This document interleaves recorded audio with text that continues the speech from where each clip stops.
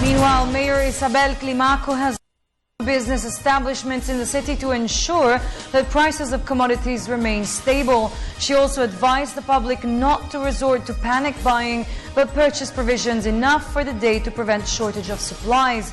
For more on the situation in Zamboanga City, we'll have an update from Jorge Bandola. George, good evening.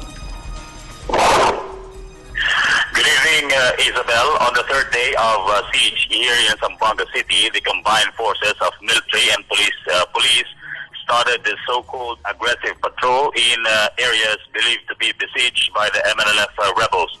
The Western Mindanao Command intensified its effort to overthrow the MNLF rebels in Barangay Santa Catalina, San Roque, and Mamampang.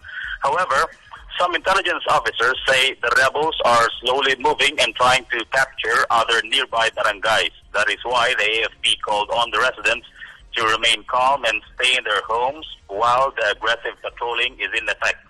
Residents in Upper Calarian, Lower Calarian, Superville, and other barangays near Santa Catalina and San Roque were advised to lock themselves up in their homes. Earlier, 2 residents were rushed to the Zamboanga Doctors Hospital after a brief skirmish ensued. Military and MNLF members in Barangay San Roque. They were identified as Barangay San Roque Chairman Randy Bangkairin and June Macrohon. Meanwhile, the province of Zamboanga Sibugay has activated its Incident Crisis Committee to avert a possible spillover of the Zamboanga City siege.